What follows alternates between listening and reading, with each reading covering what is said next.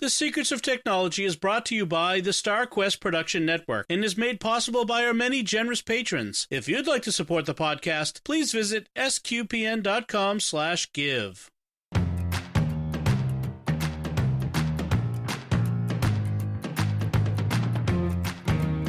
Hi, I'm Dom Bettinelli, and you're listening to The Secrets of Technology, where we discuss the technology news that's important to you from a uniquely Catholic point of view.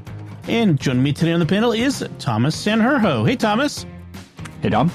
Folks, before we get to the show, I want to tell you about another show on the StarQuest Network I'm sure you'll enjoy called The Secrets of Star Wars, which is especially important right now because there's a new Star Wars series that's right about to drop called The Acolyte.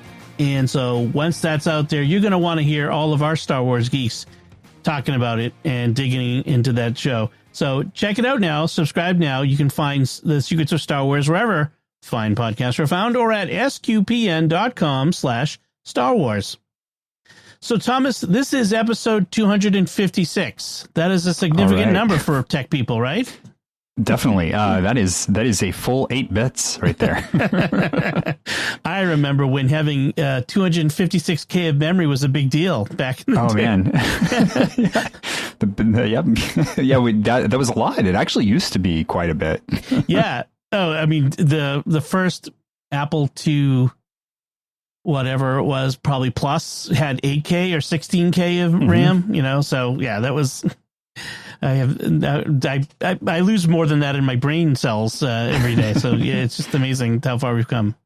But I'll have to do a video sometime explaining how to count in binary on your fingers and share it with the community because it's really neat. Because you can count all the way up to what is it, 1,000? I think 1024, maybe 2048 on your fingers if you know how to count in binary. That would be cool. My son would love that. It's the sort of thing he loves math. So, and especially math he can do in his head, which is really amazing. So he would like to be able to do that. Just a little thing. My wife and my daughter are both literature geeks, right? My wife used to be an English professor, and they were talking about poetry, and they were talking about how many IMs were in a poem as they said it, and then he's like, "Oh yeah, 25." Like, boom! Like he counted, just counted them immediately. Yeah, in the poem. It was just like, what are you, a savant? Like Rain Man. I wish I could make some money, with counting feet or whatever. I'm not a poet, so I don't know what it exactly is he was counting, but he was counting something. But my wife was impressed. I was impressed. She was impressed for the different reasons that I was, like that he actually knew the poem thing. Right. All right. So this is episode 256. We're glad to have you all here. Let's dive into today's episode. We're talking about streaming music services, and we're going to compare the streaming music services, their features, their costs, and why we choose the ones we choose and what may go into you choosing what you choose. But I got to say, music services these days, it's one of those things it's like your sports affiliation. When you're born, you decide which, your parents decide for you which sports team you're going to belong to. And that's kind of what you have, so, people I feel like people choose a music service and stick with it generally, unless Google destroys it and makes you move to another one. But we'll get to that. That's a different story. That's a different story. But but we wanted to talk about, what's out there, and, maybe we need to consider it.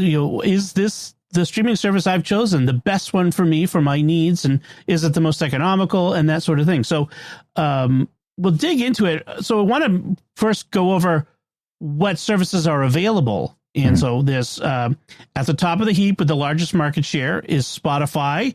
Last count, I think they had 31% of the market with that's something like 400 million subscribers, which is crazy pants. That's really wild.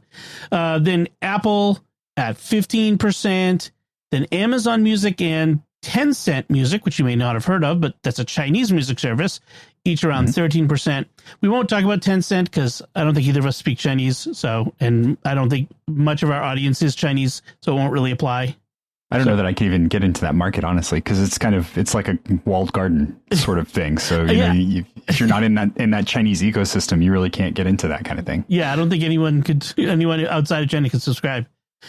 So after Amazon, there's YouTube Music, which replaces Google Music for all you Google folks, Android folks especially. And then some smaller, very special niche ones like Deezer, Tidal, SoundCloud, Pandora. Pandora actually holds a special place for me because I remember that back in the day.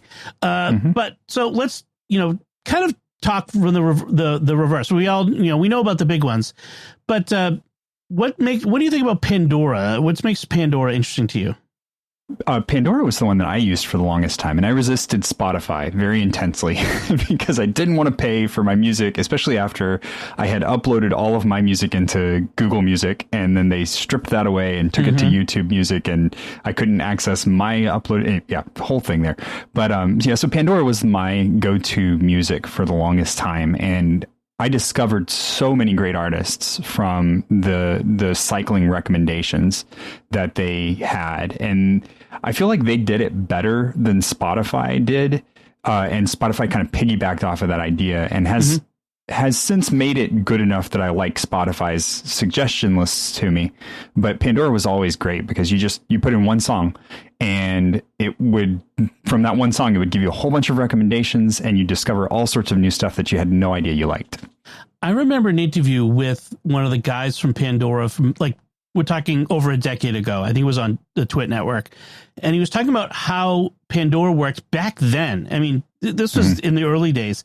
And he said what they did was they took essentially a DNA imprint of a song, and not just a simplistic, this is the tune and whatever, but they really had an imprint of everything you wanted to know about a song, the metadata as well as the music itself, and then compared it to other music that would be related, but not similar, because then you just get all the same kind of music.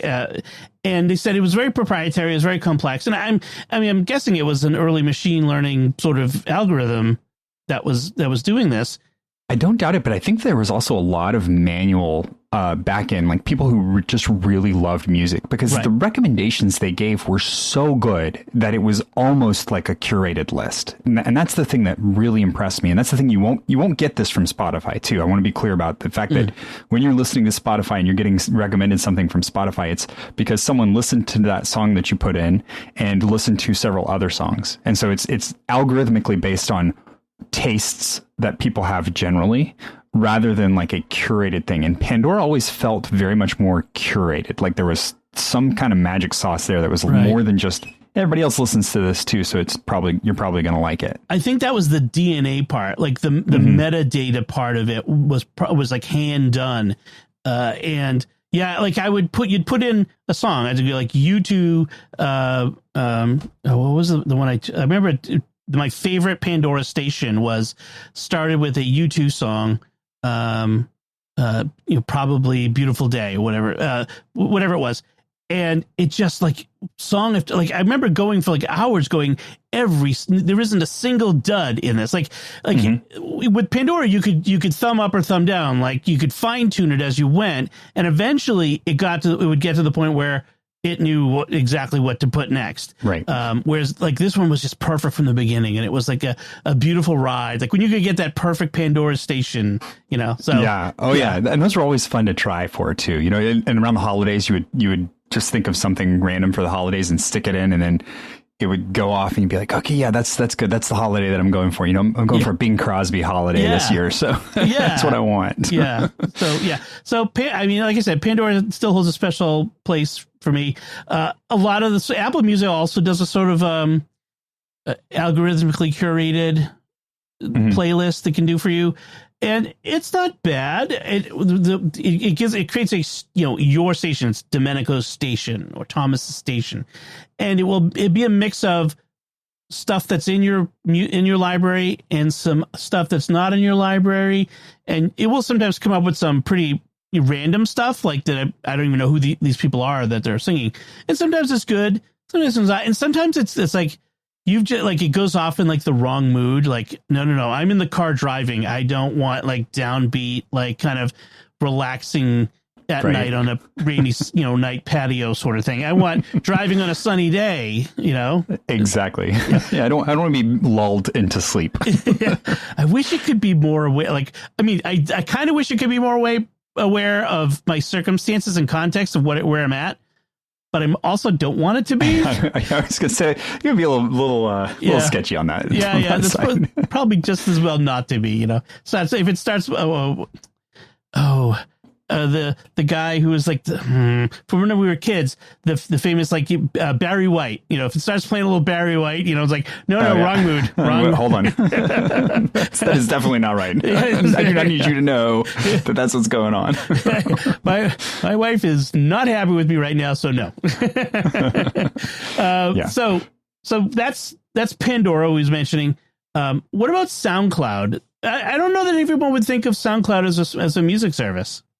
It is, though, and this is the great thing about it, is that it's really there's lots of stuff. Like there's lots of kind of just open forum on SoundCloud, but there are a lot of little indie artists that get started by creating a following, and then they share their music on SoundCloud because it's the easiest way to get it out there. And maybe they don't have a label, maybe they don't have all of the setup that they need to get started on Spotify, because it does take a little bit of overhead to get yourself moving on Spotify. And so they share their stuff out on SoundCloud, and it's off the beaten path. It's weird. It's not, you're probably not going to find the next great artist on there, but you're definitely going to find some interesting things that you wouldn't find otherwise. Not to mention you've got all sorts of really weird stuff like NASA's sounds that they have recorded from deep space, and they have they've uploaded them onto SoundCloud so that you can listen to them. So it's really cool. I know that a couple of times that I've done songs where I've mixed two songs together. So I've taken taken one song and then mixed it in with the beat and the lyrics from another song. I'll share those on SoundCloud because I can't do anything else with them, but they're fun, Yeah. Speaking of finding new bands or new music, Instagram for me is a great place for that. I occasionally, I just found a band that I was I really enjoyed them. They're called the Top House Band, and they're very folk, sort of, what do they call themselves? The nerdiest Lord of the Rings folk band. Oh, I gotta look this up now. Yeah. I mean, they're nerdy. They're like Star Wars. They like Lord of the Rings. They had a clip from one of their shows where they were playing the Imperial March on a banjo and stand up bass. I mean, they're totally that style, like Mumford and Sons sort of style.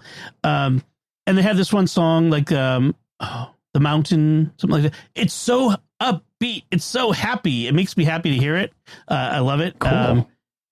So I really enjoy finding musicians on Instagram, but it's not a music service like these other ones are, and that's a big difference, I guess. Two other small ones, Deezer and Tidal, are very niche. They're very, what was it? They were both started by music artists, I think, who were trying to get ultra high fidelity music services. I mean, the file size and file quality of these services are supposed to be super high and for audio files. Yeah, my hearing's not that good. So that's the same boat I'm in, where it's just I don't I want to say that I would the really super high quality stuff. I could listen to the difference between a needle on an actual record and a CD and know the difference, but I just can't anymore. I have lost that level of hearing. I find it ironic people going back to physical records so you can hear the pop and the hiss, and we got rid of that. Right? You don't need it anymore. Yeah, it's very, very odd. All right, so let's talk about the big ones. I use Apple Music. That's been my choice. And I suppose some people would say obviously you would use Apple Music. You're an Apple fanboy. And it's more than that. I have been using, in a sense, Apple Music since 1999. Now you would say to yourself, Apple Music hasn't existed since 1999. Well, no, it hasn't per se. There was a piece of software made back in 1999 called Sound Jam by a company called Cassidy and Green, and it was it was a music organizing service. So if you ripped a CD, because that's what you did at the time, there was no online music. If you ripped a CD, you could put your MP3s into it, and it was an MP3 player, an organizer, library sort of thing, and that Sound Jam became Apple Music. And in fact, my Apple Music library it's still got some of the music in it. Now, obviously, I think it's been upgraded and downloaded and all that sort of stuff. But in a sense, there's still music in there from 20-something years ago that I ripped from CDs. So I think the first CD I ever ripped was an Eric Clapton CD. I think I remember which one, but I don't remember the title of it. So, okay, so the Apple Music, that's been my choice. But it's also... it does it for me. It does the things I want. I've tried the other ones, but Apple Music, it works the way I want it to work. I've got my playlists in there. I have my family is in there and sharing it. Although it's funny to see as my kids reach older ages and have friends, them starting to create Spotify accounts. Because they want to create playlists with their friends. Yeah. So it is funny to see that happen. But we'll get more into the specific features of the different services and how they differ in a little bit. But for me, it's Apple Music. It has all the music I want. For the longest time, I was a holdout against streaming versus just like buying music. It took me a long time to get to the point of realizing, because I was like, I just have all the music I want. I don't buy more new music. So why pay so much every month? But it turns out that once you do that, the barrier becomes so low and you start realizing I want to just listen to music. And right. It's one of the, I mean, maybe you and I, being of a certain age, should talk a little bit about the difference it is to be able to just hear any song you want whenever you want. Versus when we were kids. That's the big trick. Well, because if you think about it, like the price on these, we'll get into it later, but the price on these, even for family plans, is basically a CD a month. Yeah. Like that's what it comes down to. It's like the Columbia House Club. Buy. Yeah, exactly. Yeah, but that's almost exactly what it is, right? Yeah. Where you could get one CD a month, and that's it. And when I'm thinking about that, I'm thinking like, okay, that's 12 CDs a year. About 50% of the CD I'm not going to like, just because that's kind of the way CDs go. You know, you really love like the headliners that end up on the radio. Those are the ones you like, the singles. And then there's like one or two other songs on the CD that you're like just really fall in love with because you weren't expecting it. And then the rest of the CD you kind of ignore and you just do. Yeah. Yeah, that's just what it is. And to think of that versus, okay, I can pay that same price, but I have access to everything. All the new stuff that's coming out, all of the stuff that's been out forever. I don't have to go back and I don't have to go digging through a $5 bin to find another CD that I'm missing or that I've lost at some point. And you really do, once you make the jump, you really will stick with it because you'll just enjoy what's available to you. And at this point, like there's a difference in the number of different tracks each service has, and some have more than others. But for all intents and purposes, all the services have all the music you're ever going to look for. Like, right. Some will, like, if you have a very niche taste or a very niche interest, yeah, maybe one service will be better than the other. But in general, if you're just a regular American, Canadian, Brit, Australian folk, it's going to have everything you're looking for. All of them, all the big names will. So there's not really that much of a difference there. So for you said you use, you like SoundCloud, Pandora, but what do you use as a regular basis? Our family one is Spotify. So we've made the jump and we subscribe to Spotify. Now, I will say that I was a Google Music user up until the point that they switched over to YouTube. And once some of the decisions they made there were really bad and lost my faith in them. And that's why I won't go to YouTube Music. That's really the only reason I won't go to YouTube Music is because when they moved from Google Music to YouTube Music, I lost some tracks that I had stored there and was unable to get them in a good enough quality that I could continue using them. And I had been relying on Google Music as my holder of my digital archive, especially once, like there were a couple on there that I'm so upset about because the CDs were stolen from me and I didn't have the MP3s and was not able to pull them down in a reasonable way to keep the fidelity that I wanted out of them. So yeah, that's my beef with Google and their music service. And why Spotify for you guys? So we ended up going with Spotify just because at the time, I think that the monthly prices were exactly the same as Apple Music. So there was no extra benefit there. I didn't have anything stored in iTunes, so there wasn't really any incentive for me to stick with them for any reason. And Spotify was just what most people that I knew were using. So it was easy to, really the reason I had kicked over to doing it was because people kept sharing Spotify links with me to songs. And then I had to go look them up elsewhere. So I was like, you know what? I'm done. I'm just going to do this. I'm going to go get Spotify and be able to listen to the songs that way. There is a site.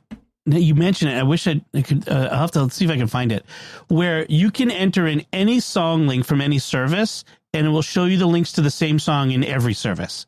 Oh, so that would be cool. Someone shares you a Spotify link, you put it in, and it will give you the YouTube, Amazon, and Apple links for that song. Oh, that's nice. Yeah. I'll have to see if I can find it. I'm sure I'll put it in the show notes if I can find it. But yeah, that is a big thing. I mean, it's a brilliant thing. Like, get people to share with others links to the service, and then they will come to the service. I mean, I have a free Spotify account for that purpose. Like, just right. You know, people share things, or I want to see a playlist, that sort of thing. I can go look at it. Yeah, that is true. And we should probably talk about the pricing, because you mentioned the pricing. They offer a whole bunch of ways to get you in, different ways that you could use the service. The most basic being the individual. And at the moment, pretty much, so we're just going to talk about the big four: Apple, YouTube, Spotify, and Amazon. At the moment, they're all the same for individual. Like, when I was looking it up, there was like some differences, and there was like someone was better than the other. But right now, they're all $10.99 a month for an individual plan. Although, asterisk, Amazon, if you're a Prime member, you get $1 off, you get $9.99 a month, or you can do even $99 a year, which is a couple bucks less. So it's a pretty good deal if you want Amazon Music. But so that. It works out. I have used Amazon Music before too, and it's not bad. It's there are some features that I feel like it's missing compared to Apple and Spotify. Definitely, particularly, I don't feel like their recommendation system is anywhere near as robust as the other services that are out there. Right. And I just their interface is really, it's kind of the Amazon website. It's not great. It really is. Yeah. So they really need to work on that. For family plans, Apple Music is for $17. I'm not going to do 99. I'll round up a penny. Okay, $17 a month for 6 accounts. YouTube is $17 a month for 5 accounts. Spotify is $17 a month for 6 accounts. They also have something called Duo, where you can get 2 accounts for $15 a month. So I guess if it's just a husband and wife, you save a couple bucks. Yep. And then Amazon Music is also $17 for 6 accounts. So YouTube Music's the outlier. And how many kids could you possibly have? Well, I have 5. You had more than that. I have 8, and so that 6 burnt fast. It is frustrating to run up against these limits, and I wonder why the this is a uniquely Catholic Mormon issue, some Christians issue, where we have these big families. And it's like, why do we have these limits of 6 accounts or 5 accounts instead of 10? I mean, 10 will cover 99% of people. Getting beyond 10, because even if you have 8 kids, the oldest ones are starting to get old enough, they're going to go on their own and get their own accounts anyway. Exactly. 10 would cover 99% of people. And I almost wonder if I wrote to Apple and said, could I just get one more for my 5th child? I will tell you for a fact that does not work because I have tried that. I've tried that on a couple of different. I've talked previously about some of the family, the parenting apps that you can get from these guys, and they do not have a way to increase that number at all. Like it is, there's nothing, there's nothing arbitrary about it in their minds. So. I do not know what the reasoning is, but I have tried very hard to get that number increased. Tim Cook at apple.com. Come on, Tim. Right? Seriously. So if you are a student, if you have a student ID, student email account, an EDU account, you can get Apple Music for $6, YouTube Music for $5.50, which includes YouTube Premium, which is the ad-free YouTube. That's a pretty darn good deal. That's a great deal. That is a great deal. Spotify for $6, and Amazon Music also. So they're all $6 except for YouTube, which is it saves you 50 cents a month. And then there are bundles. Apple Music and YouTube Music do some bundles like the Google One account or the Apple One account. So what I have is the Apple One Premium bundle, which covers my whole family and gives us all the Apple services for $30. I think it went up recently, so I think it's like $38 a month. But it's a family, and we get access to everything. Yeah, that's not too bad at all. Especially when you're considering everything that's bundled in there, because it's a lot of different services they have. Right, including 2 terabytes of iCloud space, shared iCloud space. So, and when you've got 4 phones and some iPads and computers, that sort of thing, for that it adds up. So it's worthwhile. Now, I do have a question about, so with Apple Music, with Spotify recently, they have added a bunch of audio dramas and audiobooks. So there's a lot of access to, and it's for Spotify Premium. So it's that higher level of account, the paid account. But the audio dramas are really good. Like they're partnering up with Warner Brothers to do all these Batman themed audio dramas that are fantastic. Like they are actually very, very good audio dramas. And the books that are available are contemporary books that are coming out and that are relevant and people are talking about. I just picked up Three Body Problem the other day to start listening to on Spotify. So I don't know if that factors into anybody's decision making. If you've got an Audible account and you were thinking about, oh, well, maybe I'd want to do something else. Well, this is a good way to maybe switch if you're looking to get the music and the audiobooks and things bundled. I will say it's not infinite, so it's not every single audiobook that's out there, but it's a pretty broad selection. There is a lot of Big Finish, like Doctor Who audio dramas there, I know. And they also have a lot of podcasts there, which you can get Apple Podcasts too, which is free. You don't have to pay for it. But the ones that are part of Spotify, if they have a video component, which is what we do for our shows that have a video version, we upload the video as well, so you can listen to or watch or both on Spotify. So that's something to consider too.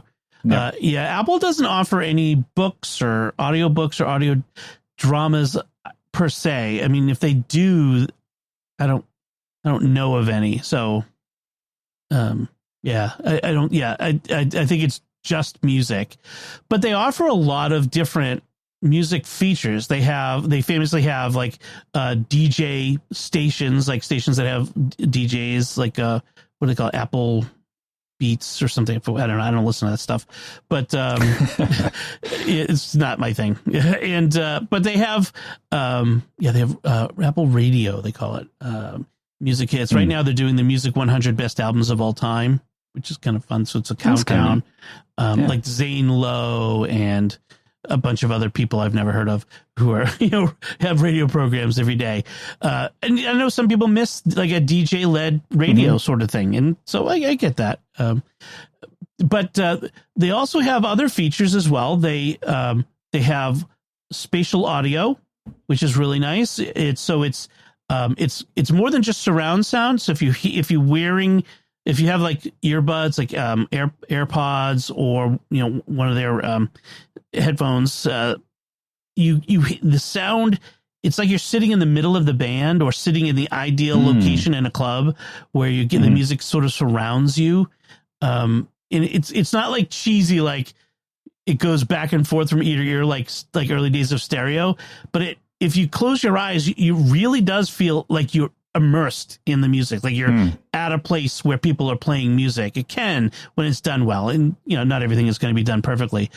So they have that. They also you get lossless and high res lossless audio, built in. One of the things they did early on was there was a sort of amnesty, or they kind of called it a feature. But if you had lots of music in your library, you could upload it, and then they would replace it with higher resolution versions. You could download better quality. This was especially good for people who got a lot of their music from, say, Napster or LimeWire back in the day. Yeah, that's going back. Yeah, I mean, so some of the music in my SoundJam library might have been like that, right? And so it was. So they have this. They had a system where if you rip your own CD, it'll upload it and download it. There was some issues early on where it was like if it was like a live album, you could possibly get a different version of the same song from the same band and stuff. And it's obviously so I think they've fixed a lot of that. Yeah, that's good. That's one that I had some trouble with. That's another part of the shift from Google Music to YouTube Music, is that I had certain types, certain releases of albums that I liked, and they were done differently on the streaming service. And so, yeah, just a mess. It was a mess. Deadheads were significantly impacted by that, because dedicated Grateful Dead fans would have, the live concerts from 100 different live concerts of the same music. And it was very specific, like they knew which one that was. And that would be horrible for them. Yeah. It's amazing how much of a difference it makes when it really matters to you. Yeah. I mean, to be a fan. So Apple Music integrates great with all the Apple hardware, as you'd expect. Apple Watch, the HomePods, all that sort of stuff. I'm always, controlling my music through these different ways.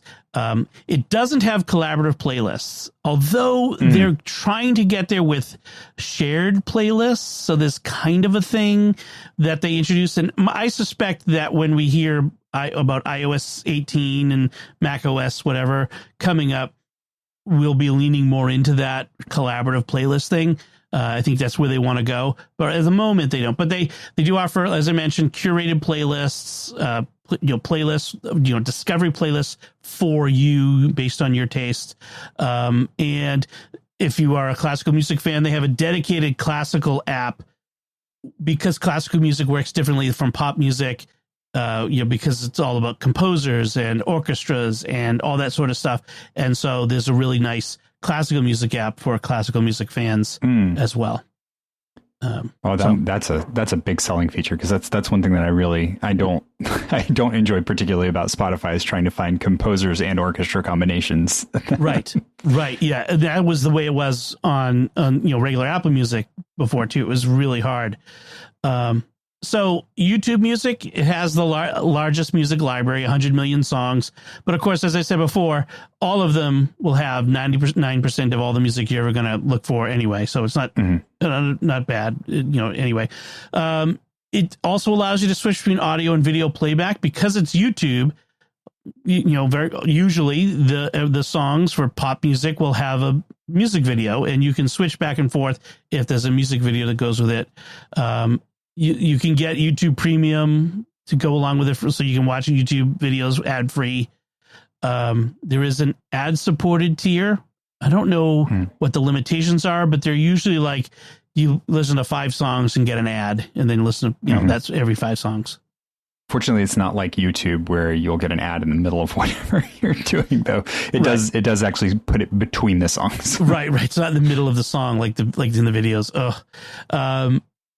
And then the UI isn't great. The playlist management they're all still it's still kind of funky, and it does not have a lossless audio system, music. So but again, if you're a Gen Xer, it probably doesn't matter. I will say I can tell this is the one I can tell the difference on the sound quality, though, where I can actually hear the difference of the sound when I'm listening to YouTube Music. I know it's YouTube Music and not one of the other services. And I will say that when I have Spotify on my Wi-Fi, I do have the better bit rate set up for it. So, maybe that's it. Maybe I don't have YouTube Music, so I can't get in and set up a better bit rate. But knowing YouTube and the way things are uploaded, I can't imagine that they have like a better quality version there, as well as the lower quality version that they're streaming out most of the time. Right. Speaking of Spotify, so Spotify is about social and collaboration. So the features to collaborate with others, to share music, that's it's all there. It's huge, a part of it. The collaborative playlist thing is so fun too. Like when your kids start playing something and they've got it open, and you can just start throwing songs in there in the middle of whatever they're playing. And it can get really neat too when you're sharing music, because my kids have a different taste in music than me, but they do enjoy the music that I like as well. So I'll throw songs every once in a while in, and they're like, "Oh, I haven't heard this one before." And I'm like, "What?" And then they're like, "Oh, this is a great song. I'm adding it." And they'll immediately go and like it. And now it's in their liked songs list.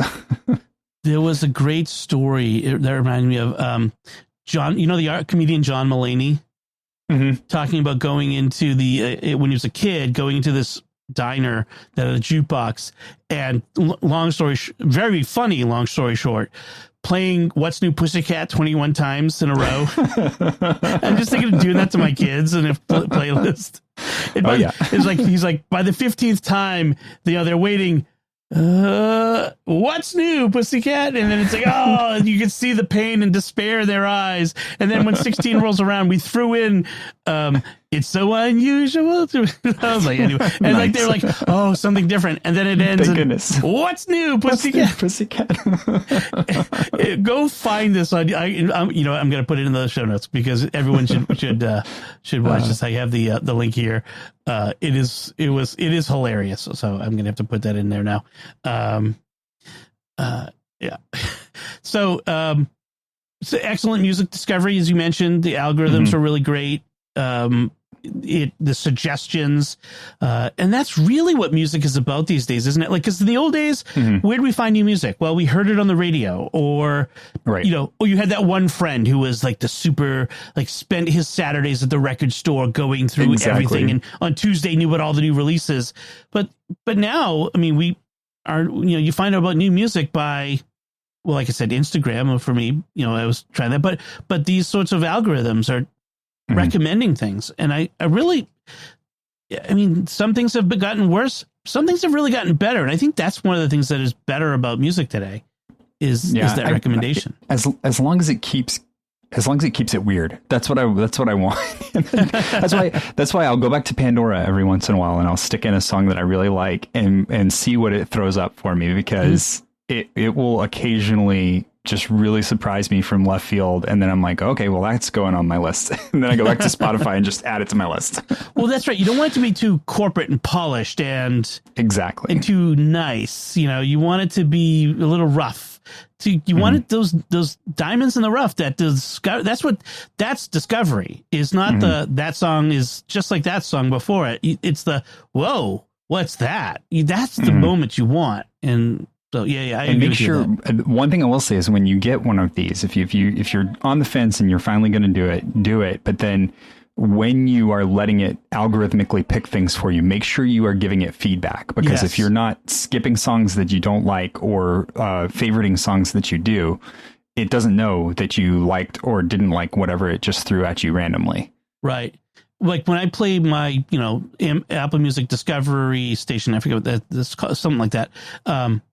It starts off with a song, and if it's starting in the wrong direction, like I mentioned before, no, I'm clearly skipping that. So, no, I'm skipping that. Here, get the message.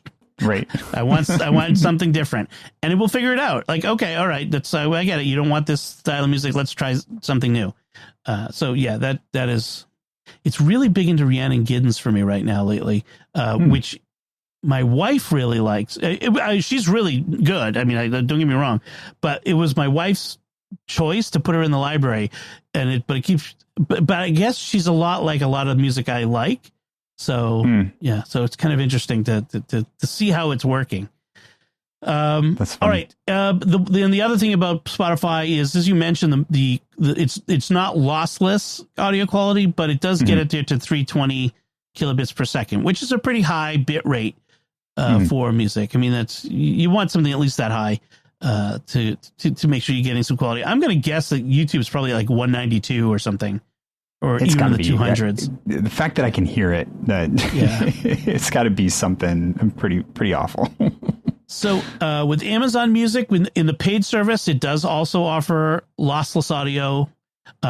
It works really well, as you might expect, with Alexa and Echo devices. I mean, that's clearly going to work there. Although you can use Spotify and Apple Music with Alexa. You just have to turn on the integration in the Alexa apps on your phone, but it does work. But as we mentioned before, the UI isn't great. So and it doesn't have a lot of the discovery features. It's very tough to find anything in the Apple Music. Right.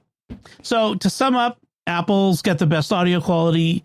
YouTube Music has the biggest library. Spotify has the best social and discovery features, and Amazon Music is the redheaded stepchild who doesn't have any way of being superlative of the others.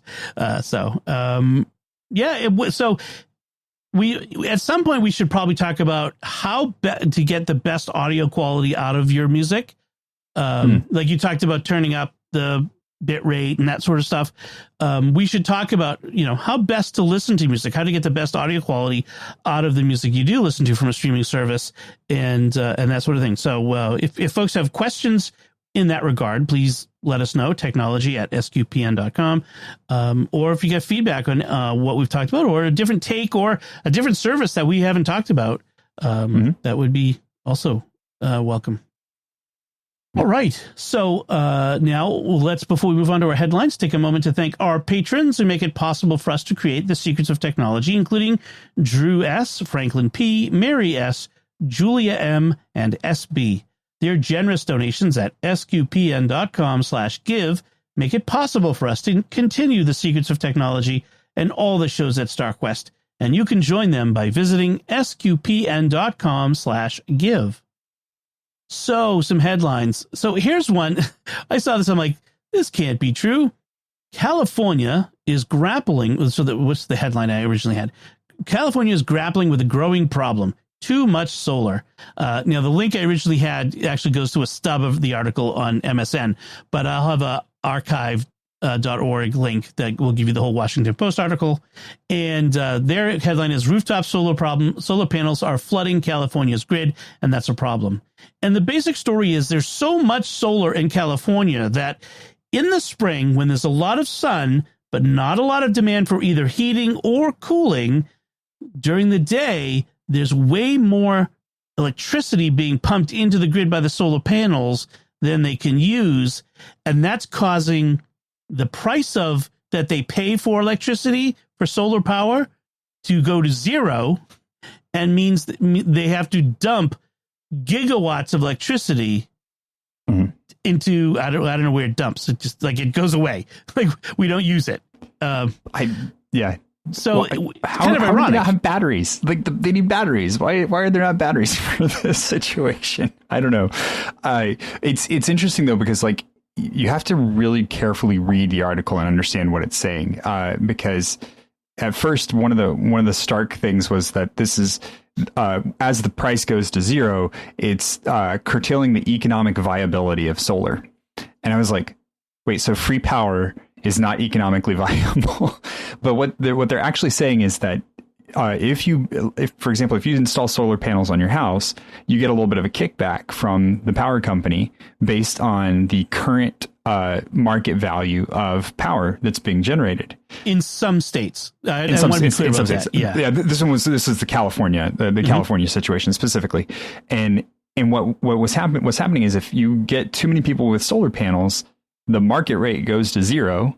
And so people aren't getting any kickback because there's not any demand and there's no incentive to own the solar panels. And so you're on the hook for owning your solar panels, which a lot of these companies are kind of selling with the promise that, oh, well, you're going to be getting money back for putting these panels on your roof. And so if you're expecting that, you're going to run into trouble. And so it makes it, in that sense, less economically viable. Although there's still the argument to be made that okay, well, but now you are running your power grid from your own home. Right.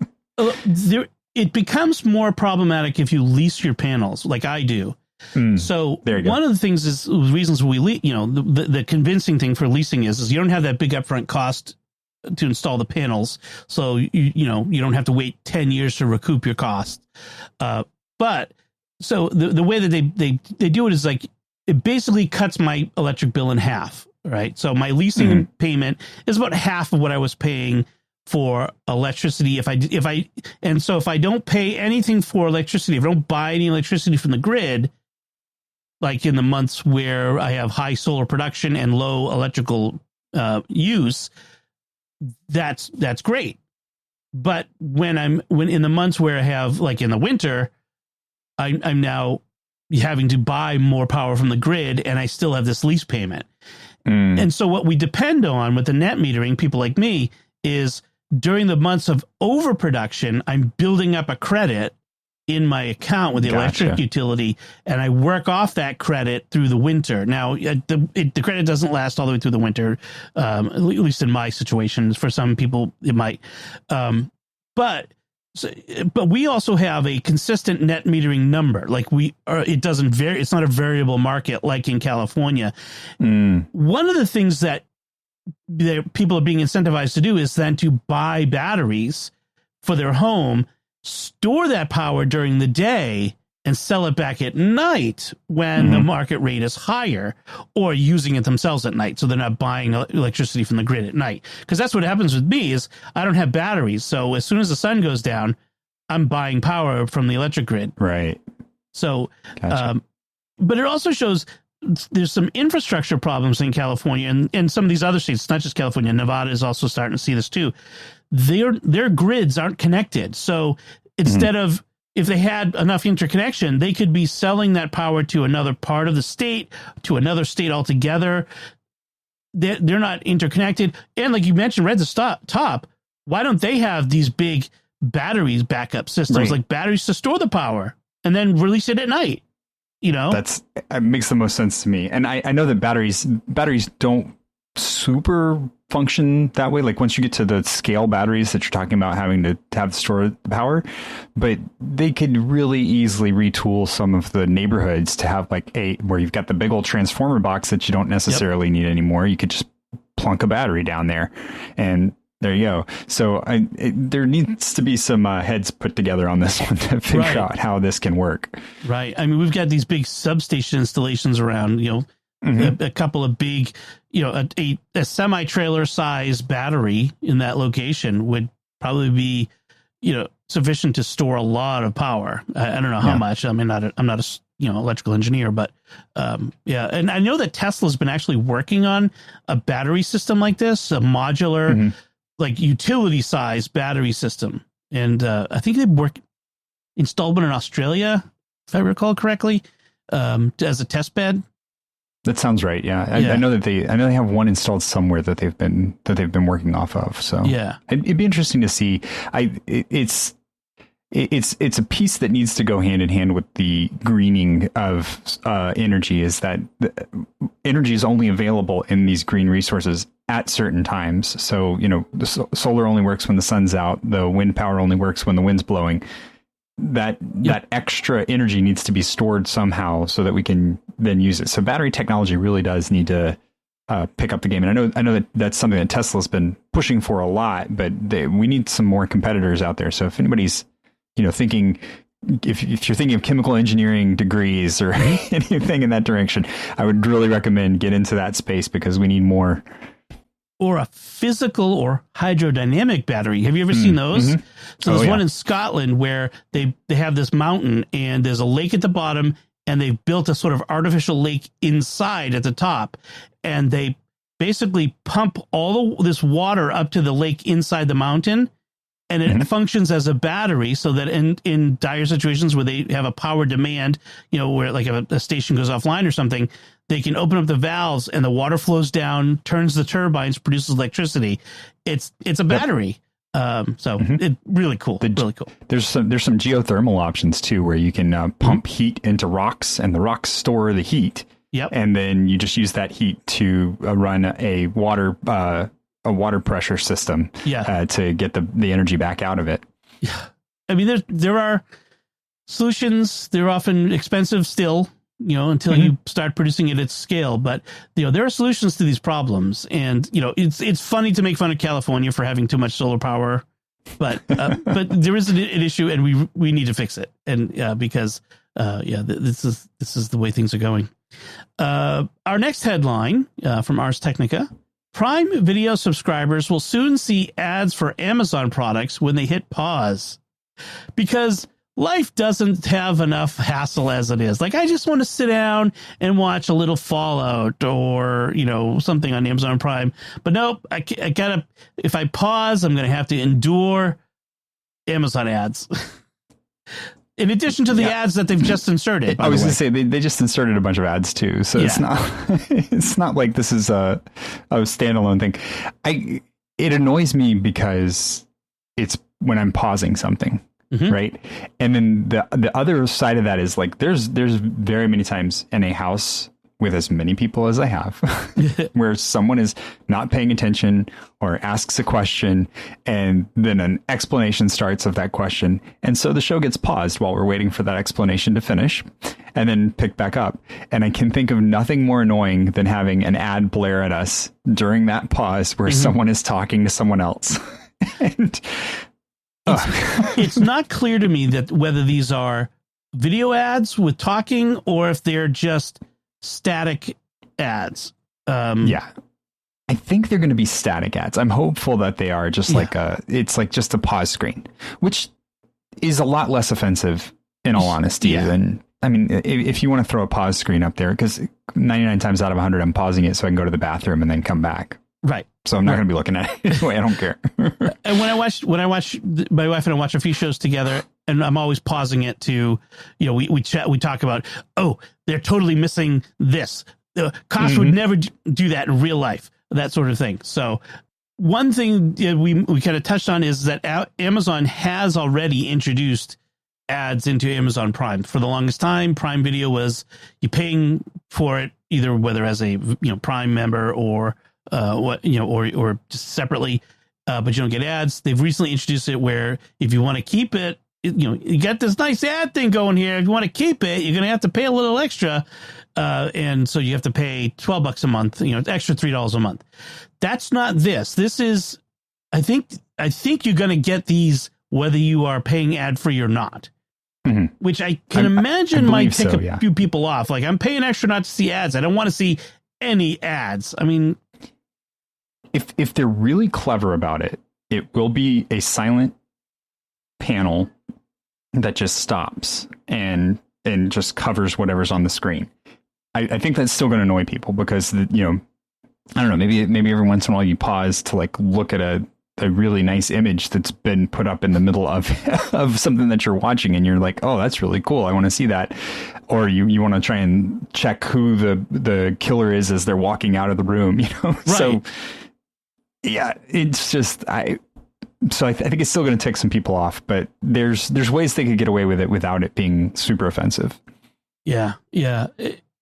And they did mention interactive ads so that, if you're watching, I would presume like on a phone or tablet or computer, you can click on it and add it to your Amazon shopping cart and that sort of thing. I can't imagine, like, I watch all my video on my Apple TV on my big TV. I can't imagine trying to interact with an ad on that. It's not going to happen. So, it remains to be seen how obnoxious is it going to be. It could be a minor inconvenience, or it could be really obnoxious. We'll just have to wait to see what it looks like when it shows up. I don't know. I don't trust Amazon not to do it. Don't trust Amazon not to be obnoxious at some point. Yeah. So this last headline is it seems like it's a not a technology story, but it actually is, and we'll explain why. This is from the BBC. It says North Yorkshire Council to phase out apostrophe use on street signs. So streets that like St. Mary's Walk, which is apostrophe S, will no longer have the apostrophe on the sign. And so the idea is that they're going to start doing that to all street signs where the place that it's marking would be possessive or pluralized with apostrophe S, or how it all goes. So And the reason behind it is because it's messing with the computer systems to have an apostrophe in it. Yep. Now, they approach this from the perspective, the story approaches this from the perspective of people who are sticklers for good grammar and punctuation. You know, I approach the story from, why can't they get programmers who know how to program? Properly escape characters. Come on. Like, this is not rocket science. This is the sort of thing that programmers have had to deal with forever. To be fair, it is very, very, very hard to account for all of the different possible ways that humans can be idiots and misspell something. And I think that's probably the biggest issue that they're dealing with. And when you look at the standards that they're talking about, it's the ways that information should be entered. And so it's, when you are entering a piece of information into a database, you are supposed to only write these things. So and with this one, if you have Saint Mary, well, does the saint have a period after it? Does the Marys have an apostrophe? If you're putting those in, how do you account for them on keyboards that don't have those options easily available to them, if it's only letters and numbers or something like that? So I see where they're coming from. The solution is also really interesting because the pictures on the article show that there's still an apostrophe in there. Oh. It's just super duper tiny. Well, that's because vandals are coming by and adding the apostrophe back. Well, never mind then. I take it back. I'd be the midnight Sharpie vandal. I'd be out there putting apostrophes. Well, the irony is, for me, how often I see signs with apostrophes and pluralized words. Like, there's a sub shop in the town that Melanie and I got married in called King's Subs or something. I don't know. But they had a big neon sign and it said kebabs, like KEBAB apostrophe S. And every time we'd see it, I'd say kebabs. Like, kebabs, what? What is kebab? The gut?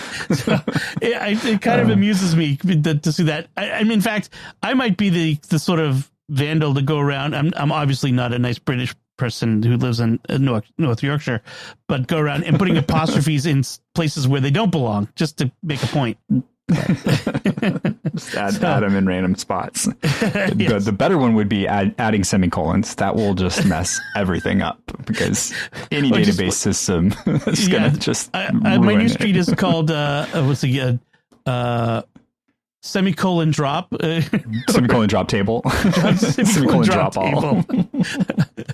There was a great XKCD where it's like, I named my child a semicolon drop table, and now the school is calling me to be complaining. Yep. Oh, man. Excellent. So those are our headlines, and let's move on to our picks of the week. Thomas, you get to go first. What's your pick this week? Alrighty. So my pick, I'm surprised I actually hadn't mentioned this one before. It's called respondent.io, and it is a way for you to get paid to do market research. So basically what it is, you put in a bunch of information about yourself as a participant, and then there are suggestions for different market research topics that are coming up in the future. And you do like a little survey questionnaire, and occasionally you get picked to be in this market research. And normally they're just video calls. And so it's like a half hour, 15-minute video call with these market researchers. They ask you a whole bunch of questions. Typically it's pertinent to what you do or who you are. So if you have a household with you're head of household and you've got kids, they want to know that. If you are in the technology business or the financial industry, they want to know that. And they kind of pair you off by giving you suggestions of these items. And they're great. They pay really well too, actually. It's not a lot of time, and you learn about some neat stuff that people are building and doing, and you get to provide actual feedback to them as well, because they're really interested in running this idea by someone who's actually going to potentially use their product down the line, and they want to ask questions. So I did a few when I was a teacher. I've done a couple since I've become more involved in the tech space, and they're really interesting. They're a lot of fun. If you want to reach out to me and get me $75 because you're interested in doing this, I have a code that I can share with you, and if I refer you and then you make make a little bit of money doing it. I make money also. So hit me up on the Discord and I'll definitely share that with you. But I just wanted to recommend this to everybody as a way to make a few extra bucks and have some fun learning about new stuff that's out there. I mean, spend an hour talking about your health care experiences and get it $200. Like, yeah, wow. I mean, all of these are like $100 an hour at least. There's, some of them are $70 an hour, but for what? For talking for an hour. Okay. Pretty much. That sounds pretty cool. They lead the conversation. So it's not like you have to come up with anything or prepare anything in advance. You honestly don't know a lot of what's going to be asked. They want to present something to you and ask for your feedback. And that's pretty much it. Nice. I remember I paid for a wonderful Christmas dinner one year by doing a survey with a company that I do business with. And they gave me a $150 Amazon gift card, which I used at Whole Foods because Amazon owns Whole Foods, and got an amazing Christmas dinner out of it. It's just a little extra mad money, Yeah, That's pretty cool. So my pick this week is, it's one of those things where you could get the thing I'm talking about or one of 100 other just like it, but it's the idea that's really the pick. And this is, if you are a Steam Deck owner, a Steam Deck comes by its name honestly because it gets pretty hot. It's a hot little Linux computer that gets warm in your hands. It's not super hot, but it's a computer. And while they've built in cooling into it, it could use some assistance. And so what I'm picking here is something called the JSOX or JSOX, however you want to say it. It's one of those bunch of random letters, capitalized things, cooling fan for the Steam Deck. And what it does is it clamps on to the Steam Deck with a sort of a spring clamp at the top, and it has a fan built into it, and it's got a USB plug and a switch to turn on the fan, and you can increase the intensity and noise, so you can adjust it as you wish. And it blows cold air through it. That's the long and the short of it, to keep it cool. And like any computer, it'll run better and faster when it's cooler. So it's a nice thing. It's pretty inexpensive. This one was $40, so it's not that bad. I did have a little problem where it eventually, I got 5 kids, so eventually the clamp broke. So I'm looking for one that's that might be a little sturdier build. The other thing about it is you can't use the dock, the Steam Deck dock, if you have one of those. It doesn't go into the dock with it on, but it's easy enough to take off. But it's just, you got to keep that in mind. But there are other fans. So if you have a Steam Deck, consider getting a cooling fan. That'll be a nice way to increase the performance of your Steam Deck. So. I love that one of the images they have says, the greater the wind speed, the louder the sound will be. This is a normal phenomenon. just to remind you that fans do operate. Yes. They are noisy. Wind makes noise. It's called Aeolian tones. All right. So that's it from us this time. We'd love to get your feedback on anything we talked about this time. And you can let us know by commenting at sqpn.com/technology or the StarQuest Facebook page, facebook.com/StarQuestMedia. Send an email to technology@sqpn.com. or join the StarQuest Discord community at sqpn.com/Discord, where we do have a Secrets of Technology channel. And you can find links from our discussion and our picks of the week on our show notes at starquest.fm/TEC256, Tech256.